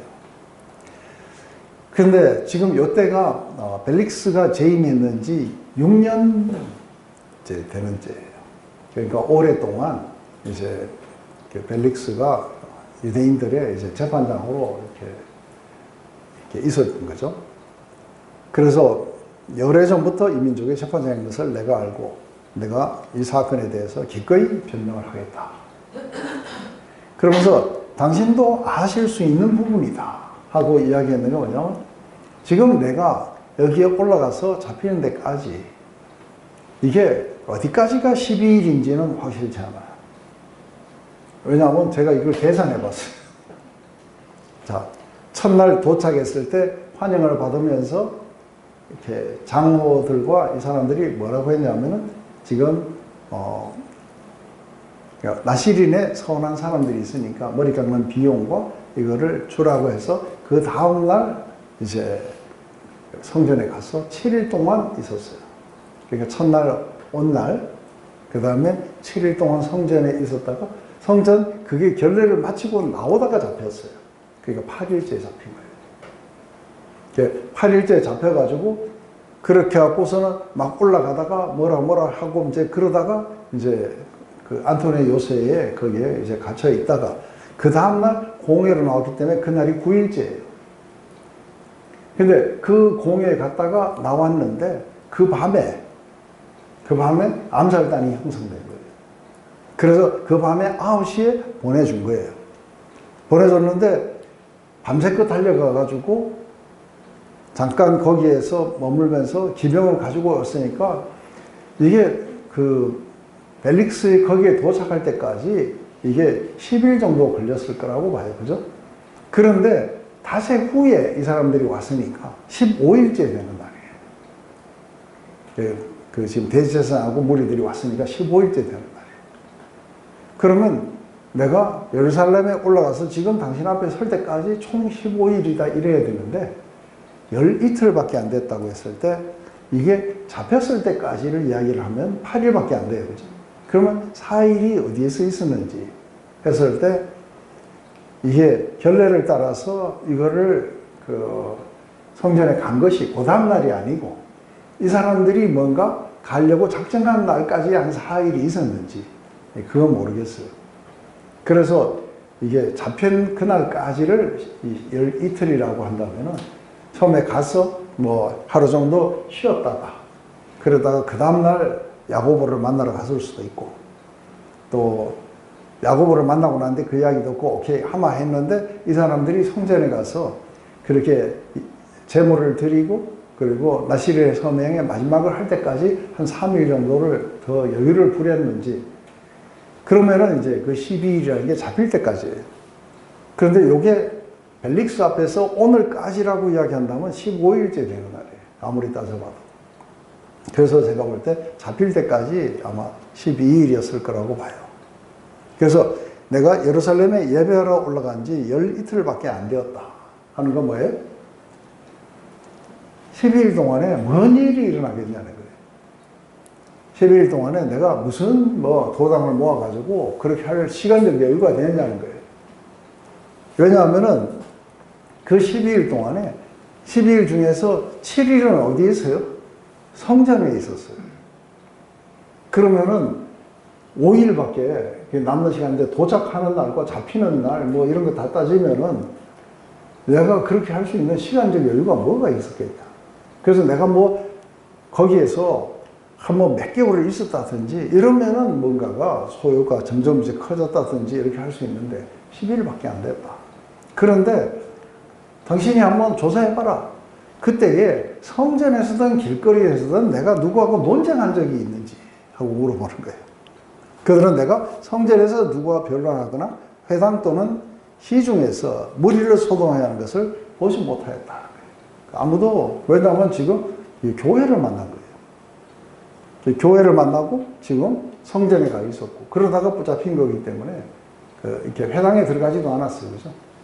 그런 걸 본 적이 있는 사람이 있으면 그러면 정의도로 데리고 와야 된다는 거예요. 그러니까 아무도 본 적이 없는 거예요. 그러니까 이제 나를 고발한 모든 일에 대하여 그들이 능히 당신 앞에 내세울 것이 없다. 왜냐하면 증거가 없는 거예요. 그러면 소유가 있었으면 소유를 일으켰던 그 사람들을 데리고 와야 되는 거 아니냐. 그러면서 바울도 지금 뭐에 대해서 이거 하는 거예요? 이들의 이 부분을 이제 전부 다가 소유를 했다는 게 어떻게 거짓인지, 어떻게 증거가 하나도 없는 이야기를 하는지를 바울은 지금 이야기를 해주는 거예요. 그러나 하고 이게 이제 멋있어요. 그러나 자기의 신앙을 이야기하는 거예요. 그러면서 내가 왜 잡혀왔는지에 대해서 이야기할 때 사실은 종교적인 것 때문에 잡혀온 거예요. 근데 여기에서 뭐라냐면 그러나 당신께 이것을 고백하리이다 하고, 사실은 나는 소유를 일으킨 적은 없다. 하지만 내가 당신에게 고백할 게 하나가 있습니다. 나는 그들이 이단이라고 하는 도를 따라 조상 하나님을 섬기고 그래요. 그래서 여기에 왜 이게 도라고 이야기하는지, 그래서 예수님을 믿는 것을 왜 도라고 사람들이 이야기를 했는지 했을 때 궁금하죠? 이게 도가 무슨 도자예요? 예? 길도. 자신있게 확신을 가지고 해야죠. 길도 맞아요.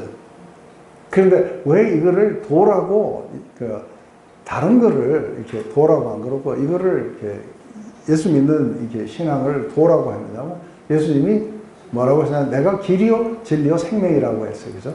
그래서 예수님 아니고는 아무도 하나님께로 갈 수가 없다 해서 이게 길을 믿는 사람들이라는 거예요. 그 예수님이 바로 하나님께로 가는 길을 믿는 사람이기 때문에 이게 도인 거예요. 그래서 이 길을 따라서 하나님께로 간다. 그래서 그들이 이단이라고 하는 도를 따라서, 그래서 이거는 상당히 종교적인 문제지만 도를 따라서만 조상의 하나님을 섬기고, 그리고 율법과 선지자들의 글에 기록된 것을 다 믿으며 하고, 여기까지는 지금 다른 거 뭐냐면 자기는 바로 예수님을 따라서 조상의 하나님을 섬겼고, 그렇다고 해서 율법과 선지자들에 기록된 것을 다 안 믿었냐면 다 믿었어요. 그렇지만 해석의 차이는 있었겠죠. 그죠? 그런데 그들이 기다리는 바 하나님께 향한 소망을 나도 가졌으니 하고요. 그들도 이걸 기다리고 있다는 거예요. 그들과 내가 다를 바가 없다 하면서 사실은 여기서 복음을 전하는 거예요. 벨릭스 앞에서. 그것은 뭐냐면 곧 의인과 악인의 부활이 있으리라 함이니이다. 이것으로 말미암아 나도 하나님과 사람에 대하여 항상 양심의 끓임이 없기를 힘쓰나이다. 지금 자기의 종교적인 신념, 나는 종교적인 신념을 가졌는데 이들이 지금 믿는 이 하나님을 나도 믿지만, 그렇지만 나는 바로 이들이 이단이라고 하는 예수 그리스도의 길을 따라서 나는 그 하나님을 섬긴다. 그리고 이들이 주장하고 있는 율법과 선지자들의 글을 나도 믿고 있다. 그리고 이들이 지금 현재 소망하고 있는 그 소망은 바로 의인과 악인의 부활이라는 거예요. 그것을 나도 가지고 있다는 거예요. 그러니까 악인과 의인의 그 부활을 나도 가지고 있다. 그래서 나는 이렇게 그 하나님을 이렇게 다만 예수님을 통해서 하나님을 섬길 뿐이다. 그렇기 때문에 나는 이 방식을 따라서 하나님과 사람에 대하여 항상 이 양심의 끓임이 없도록 나는 그렇게 힘을 써왔습니다. 하고 지금 이야기하니까 이거는 이제 벨릭스가 들었을 때 상당히 종교적으로 지금 흘러가는 거예요. 그러니까 소연은 없고 다만 우리의 하나님을 섬기는데 방법의 차이다 하는 것을 갖다가 지금 부각시켜 주는 거죠. 그런데 사도 바울은 뭔가가 한 가지 그한 것은 제일 그한 것은 진실이에요. 그죠? 지금 이 사람들 없는 걸 꾸며내려고 막 힘을 썼는데 사도 바울은 있는 그대로 이야기를 하는 거예요. 그러면서도 놀라운 거는 이 사람들의 잘못을 하나하나 반박하고, 그리고 자기의 신앙을 절대로 감추지 않아요. 다 나타나요. 끝까지 그래요. 그러면서 이게 총독에게 자기의 어떤 신앙을 갖다가 이렇게 확실하게 이렇게 밝히게 되는 거죠. 아주 굉장히 이렇게 뭔가 이렇게 합리적으로 논증을 하면서도 절대로 진실을 감추거나 이렇게 하진 않는다고 봐요.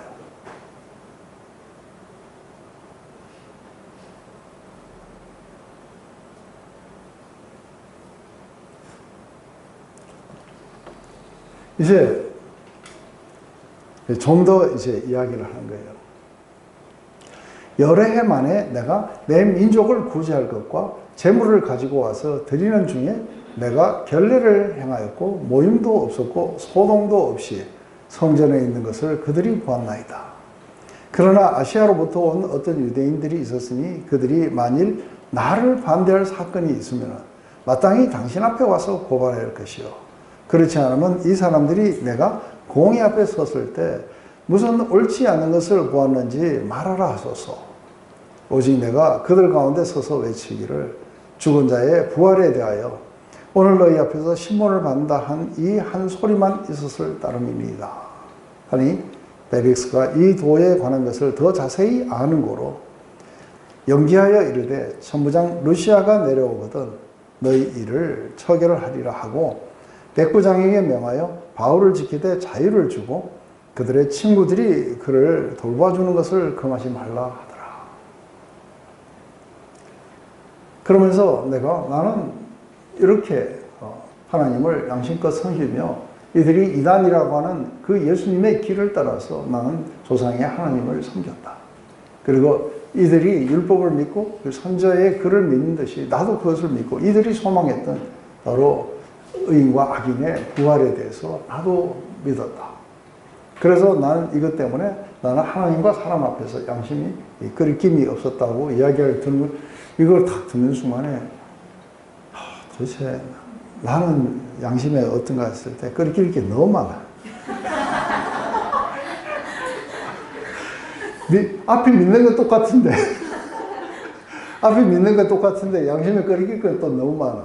그래서 이게 뭔가가 이게 출신부터 틀리는지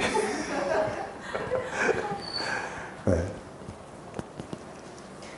그래서 내가 여러 해 만에 우리 민족에게 그 구제할 그 헌금을 가지고 왔고, 그리고 이 재물을 가지고 성전에서 내가 드렸습니다. 그래서 지금 이거 다 사실이에요. 그죠? 이 민족을 구제하려고 돈을 해외에서 해서 이걸 가져와서 구제했고, 그리고 재물을 들고 나는 성전에 가서 결례를 행하고 있었다. 근데 뭐 무슨 모임이 있었냐? 아니면 소동이 있었냐? 그런 게 없었는데 그 성전에 있는 것을 다만 그들이 봤을 뿐이라는 거예요. 그들은 내가 성전에 있는 것을 보고 아시아에서 온 유대인들이 그때 소동이었고 자기를 그렇게 했는데, 그렇다면은 이제 이야기하는 거예요. 이제 이방인을 성전에 데려가는 문제는 이게 율법적인 문제예요. 그런데 이게 소동을 일으키게 되었을 때는 그게 뭐냐면 이게 더둘로가 이야기했던 거예요. 이들이 성전을 더럽혔다 했는 이야기는 이건 이렇게 소요가 일어나도록 하는 어떤 그 원인을 제공한 거예요. 왜냐하면 로마 군인들도 모르고 들어갔다가 아주 그냥 굉장히 격렬한 저항과 함께 소요가 일어난 적이 있기 때문에 이방인을 거기에다 데려가는 자체가 이미 소요를 일으키는 거예요.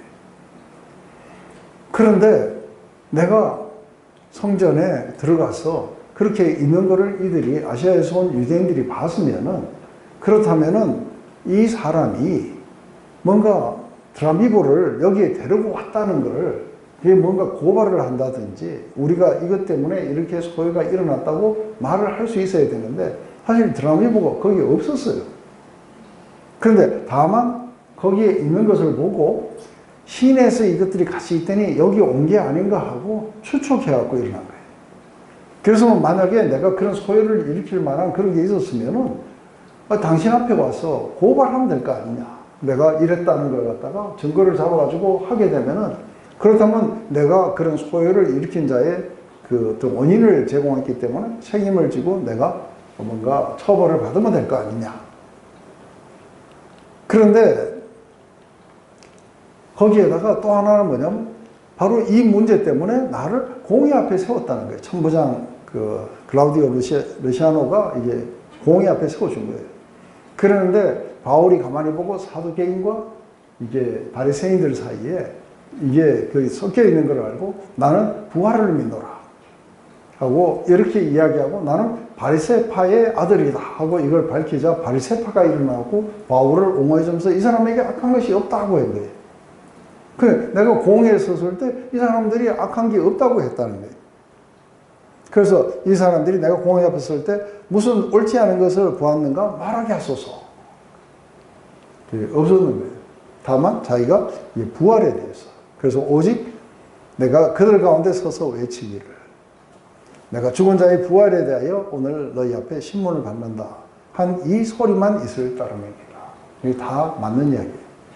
그래서 이게 부활이 있다니까 바리새파가 일어나가지고 지금 이 사람이 이야기하는 게 혹 영이나 혹 천사가 말했는지 어떻게 아느냐 하면서 이제 막 진영 논리가 나와가지고 갑자기 잡아 주려고 하다가 이게 우리 아들이다 이래가지고 그래갖고 이제 옹호해버렸었어요.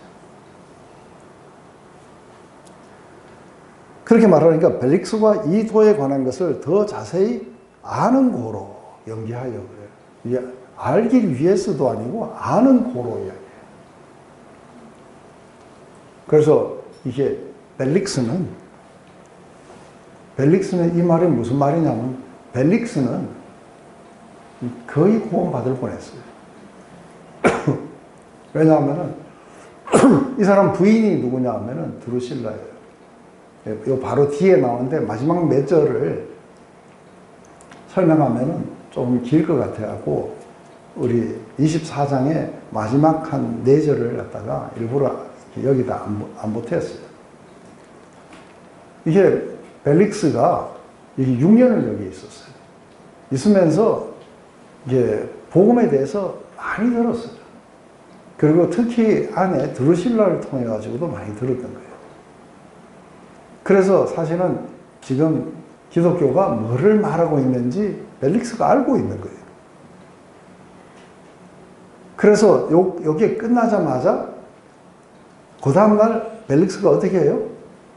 아내 드루실라하고 와가지고 이 도를 더 자세하게 말해달라고 이야기를 해갖고 바울이 이게 설명을 해줘요. 그런데 이렇게 복음에 대해서도 많이 알고 이러는데 심판에 대해서 이야기를 하니까 무서워가지고 다음에 또 더 듣자하고 이렇게 도망갔어요. 그럴 정도로 이 기독교에 대해서 관심이 많았던 사람이에요. 그래서 이 사람은 이 기독교가 뭘 말하고 있는지를 자세하게 알고 있던 사람이었다고 이야기해요. 그래서 지금 바울이 하는 말이 무슨 말인지를 지금 알고 있는 거예요. 그런데 이제 문제가 뭐냐면은 이게 이제 정치적으로 바뀌면은 조금 약간 이제 골치가 아픈 게 뭐냐면 지금 내가 들어보니까 이거 뭐 너거의 그 율법에 관한 문제고 그래서 내가 생각할 때 이 사람 무죄하고 이 사람 이제 여기서 떠나가도록 해줘야 돼 하고 그래가지고 뭐 안디옥으로 보냈다든지 뭐 아니면 마음대로 훌훌 날아가라 이러면은 이게 유대 종교 지도자들이잖아요. 이게하고 사이가 안 좋으면 어떻게 돼요? 원래 사실은 안 좋은데 겉으로 평화를 유지를 해야 돼요. 그러니까 한 번 더 생각해보자 하고 썩 하면서 이제 이중의 목적이죠. 그러니까 정치적으로 유하게 나타나면서 이제 한쪽으로는 또 바울에게서 뇌물을 얻을 수 있을까 싶어갖고 일단은 연기를 했는 거예요. 그렇지만 이 사람은 상당히 그 기독교에 대해서 굉장히 많이 알고 있던 사람이에요. 그래서 우리가 이제 그 뒤에 바로 아내 드루실라와 함께 찾아와서 복음에 대해서 더 자세하게 이야기해달라 해가지고 바울이 설명하는 장면이 우리 22절부터 24절까지 그 이야기들이 쭉 이렇게 나와요. 그래서 이게 지금 안다는 이야기가 뭔지 이해가 되시죠? 그죠? 벨릭스가 이도에 관한 것을 더 자세히 아는 거로. 지금 여기 와 있는 대제사장이나 더둘로는 이 내용이 뭔지를 잘 모르고 있는 거예요. 왜냐하면 이들은 기독교가 뭐라고 하는지 잘 몰라요. 이거 똑같아요. 우리 신천지가 뭘 주장하는지 아세요? 아니면은 여호와의 증인이 뭘 주장하는지 아세요? 몰라요. 모르면서 저것들은 이단이다 하고 똑같은 사람들이에요.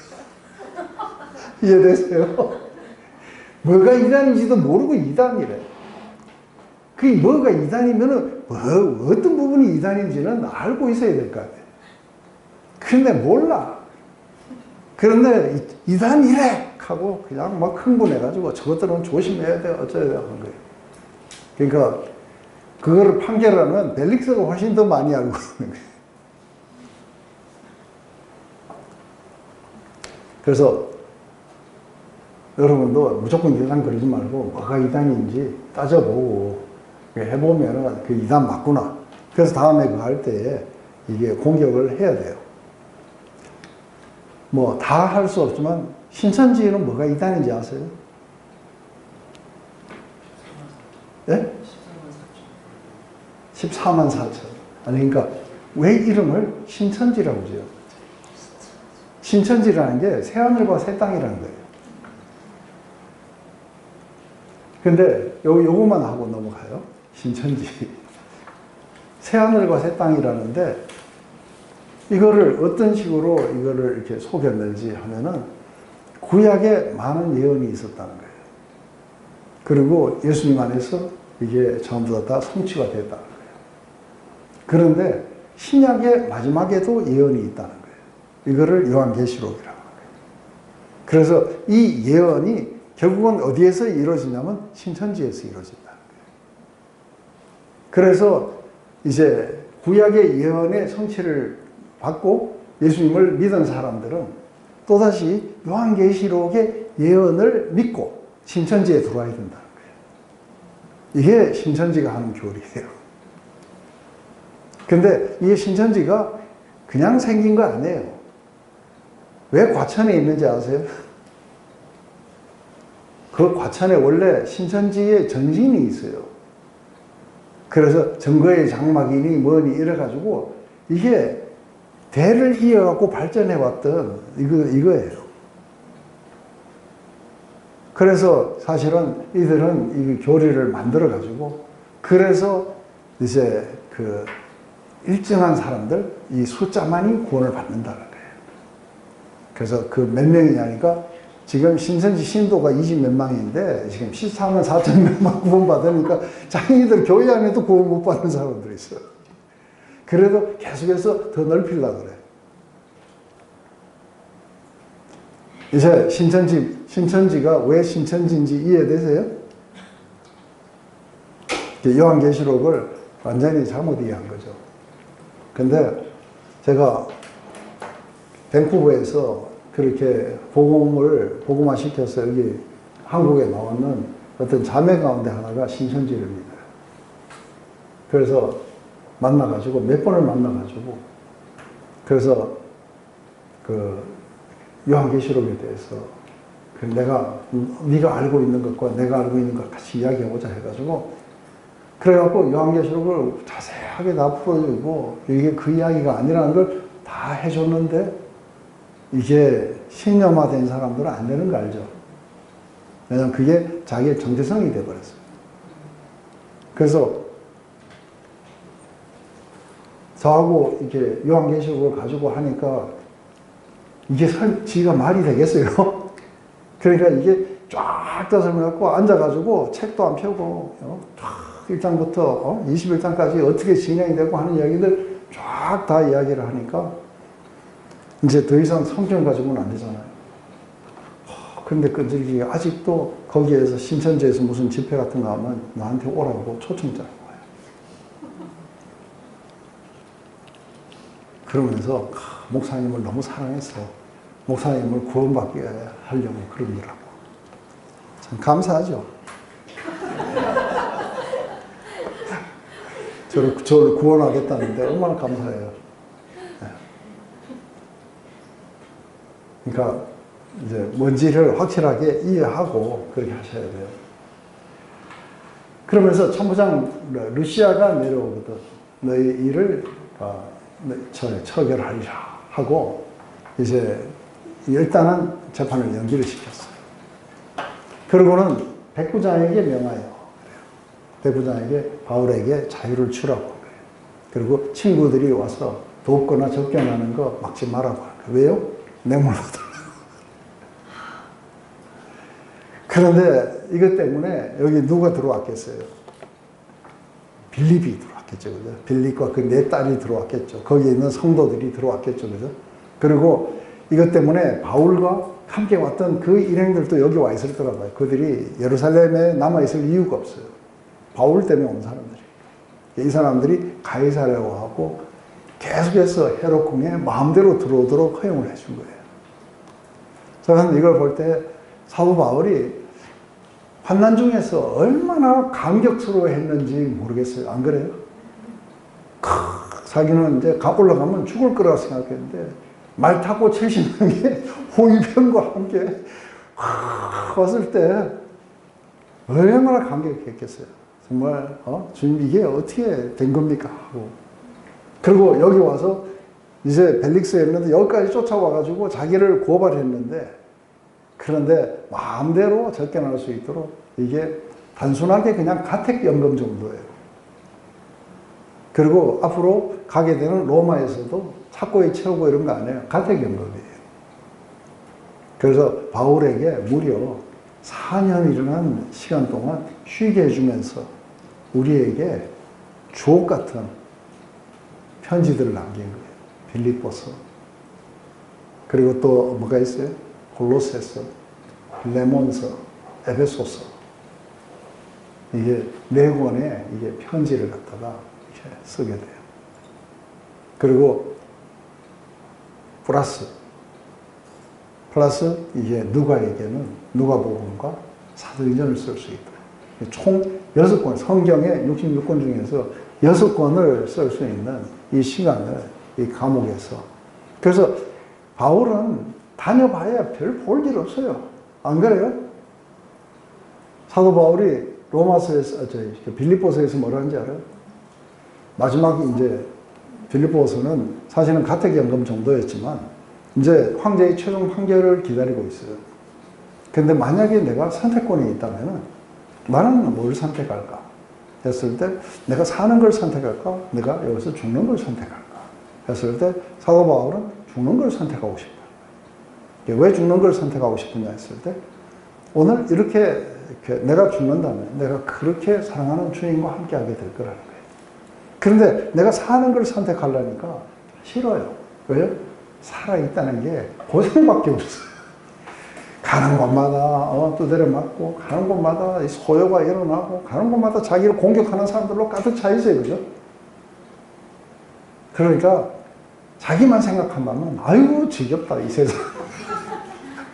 그만 좀 하직했으면 좋겠다 하는 게 사도 바울의 심정이었어요. 그런데 내가 살아남아야겠다고 생각한 그 이유가 뭐냐 했을 때 남아있는 하나님의 백성들의 믿음의 위로가 되기 위해서 그들을 갖다가 믿음을 강하게 시켜주려면 내가 살아남아야겠다. 그래서 자기가 살아날 거를 이렇게 결정한 거예요. 그래서 자기가 풀려날 거라고 이렇게 빌립보 사람들에게 그렇게 이야기하고 있어요. 그러니까 지금 감옥에 있다는 자체가 감옥에서 풀려봐야 자유다 해가지고 더 좋을 것도 없어요. 그러니까 뭐 길의 위험과 강도의 위험들, 가는 곳마다 유대인들 소요가 일어나고, 그리고 뭐 로마에 간다고 뭐 그냥 뭐 어마어마하게 대접을 받고 스페인에 간다고 뭐 여기까지 오셨습니까 하고 이런 사람들 없어요. 그죠? 그렇지만 그리스도의 남은 고난을 자기의 육체에 채우면서 오늘 또 힘든 삶이지만 내가 걸어가겠다고 한 거예요. 그런데 하나님이 휴가 주신 거예요. 4년 동안. 그래서 유대 땅에서 2년, 그리고 로마에서 2년. 그래서 그러면서 이제 자유롭게 성도들의 교제를 나눌 수 있고 자유롭게 사람들이 왕래할 수 있는 이런 걸로 인해서 다 보호가 된 속에서 이제 유대인 소유가 없어요. 그죠? 보호가 된 속에서 왕도 만나고 다 만나요. 그 사람들 앞에서 전부 다 자기 복음을 전해요. 그리고 로마 감옥에서는 황실에까지 복음을 전하면서 안전하게 보호되어 있어요. 왜냐하면 황제 근위대가 지켜요. 그래서 이렇게 보호를 받으면서 그렇게 복음을 전했던 사람인 거죠. 이제 이 뒤에 벨릭스와 그 아내 드루실라가 와서 복음을 듣는 이야기는 우리가 다음 시간에 이렇게 하도록 할게요. 제가 기도하고 마칠게요. 하나님 오늘 이렇게 이 구절들을 생각하면서 우리 마음속에서도 너무나도 이렇게 벅차오릅니다. 죽기로 각오하고 들어갔던 그 예루살렘에서 470명의 병사들의 호위를 받고 마지막 40km는 말을 타고 70명의 호위대와 함께 그렇게 돌아온 사도 바울. 자기가 로마까지 가게 된 것을 이미 알기에 두려울 것이 전혀 없었을 것입니다. 하지만 가이사라에 있던 빌립의 가족이나 거기에 있던 그 교회는 굉장한 위로를 받았을 것이며 또 사도 바울이 이렇게 붙잡혀서 공회로 그리고 사람들의 소요로 이렇게 당하고 있는 걸 봤던 누가와 함께 같이 갔던 그 일행들은 얼마나 마음이 초조했겠습니까? 하지만 이렇게 다시 가이사라에 모여서 불과 보름 전에 그렇게 눈물로 이별했는데 지금은 이렇게 자유롭게 모든 것이 보호된 속에서 교제를 나눌 수 있었으니 얼마나 감격했겠습니까? 늘 믿음으로 사는 자들 하늘 위로를 받고, 그리고 우리 주님께 자신의 온 삶을 맡긴 사람들은 우리 주님이 직접 구원해 주신다는 것을 우리가 봅니다.